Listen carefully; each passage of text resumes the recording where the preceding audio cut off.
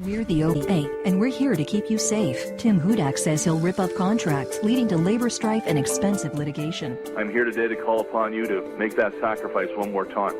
Every day, we work hard for you. Who's Tim Hudak working for? You remember that? Yes, that was the OPPA during the provincial election, the union representing Ontario cops.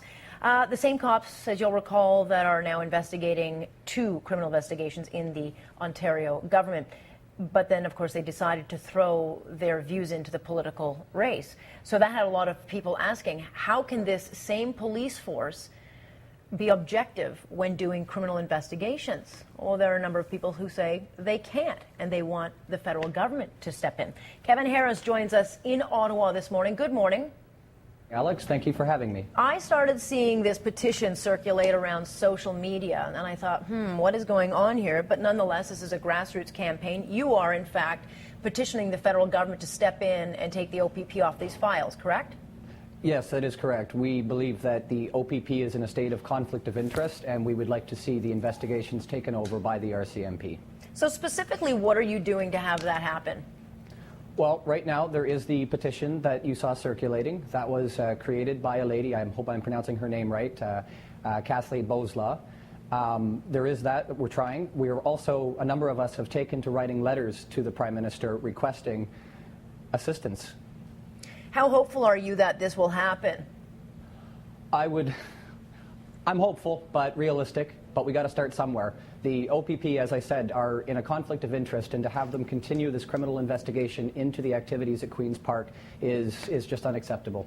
Look, the OPP came out and said that, we're not involved with this. This is strictly a union mandate, and the union, when questioned on this, because this was a big issue during the campaign, they were challenged as to how they could be objective and were they overstepping a line in giving their political views, but they maintained that they were not giving political views. They were simply saying they didn't want Tim Hudak.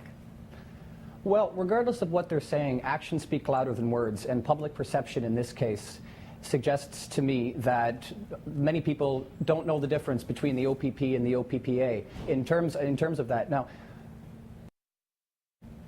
what I mean is, it is time for the RCMP to come over and take over the investigation. Okay, so the 2 ongoing investigations, one involves Orange, yes, and the other involves the gas plants. Do you have any faith that the OPP, even though they say that they are not involved politically, do you have any faith that they'll do this investigation correctly? No, my faith is stretched. What if they hadn't put that ad out? Did you have faith that the investigations were being done properly? I would have had a greater degree of faith in the OPP to conduct these investigations objectively.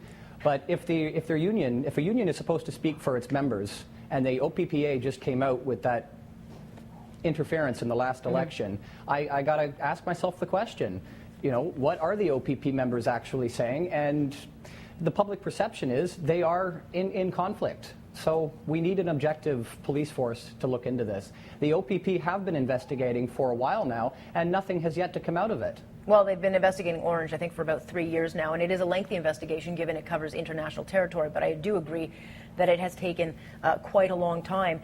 Nonetheless, do you get the sense that it even matters? This government has a 4-year mandate, and a lot of people will argue to you, Kevin, they'll say, hey, Ontarians spoke. They like this government. Obviously, they gave them a majority. So do we even need answers on this?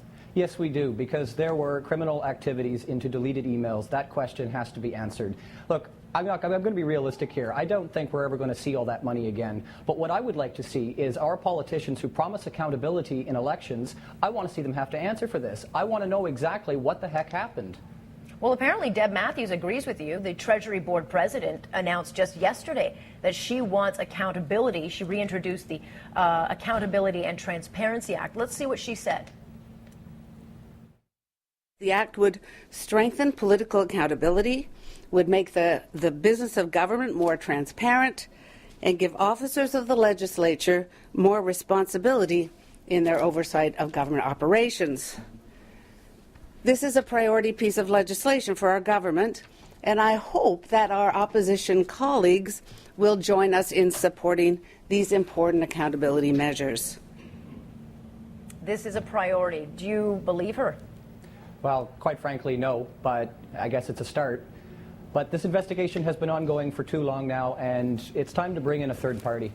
All right, so under the new proposed, public institutions would also be forced to put measures in place to preserve records. It would be illegal to destroy records with the intent to deny a request for access. So do you get the sense that Deb Matthews is then saying, let's put the past in the past, but moving forward, we promise none of these things will ever happen?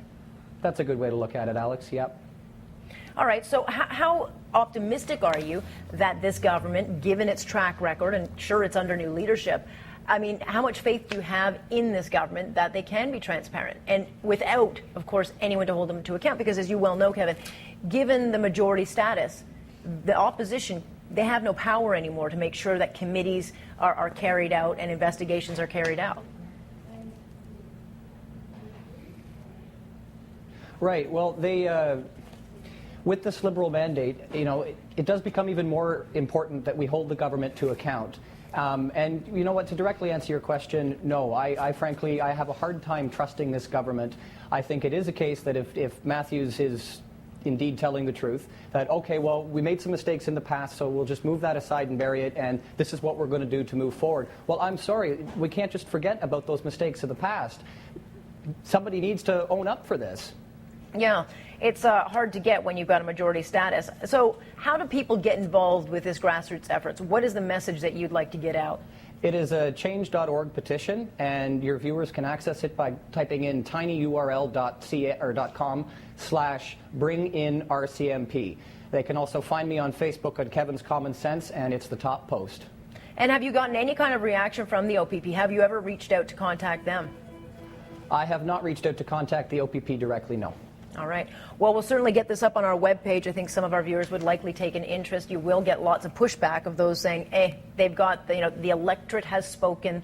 And as I've been told a lot, the electorate is never wrong. I tend to disagree with that, and I have a feeling you do too, Kevin. Well, bring it on, Alex. Thank you again for having me. Thank you. All right, we'll get that information out there. A pleasure. Kevin, thanks for joining us. Thank you. That is Kevin Harris, of course, joining us this morning in Ottawa.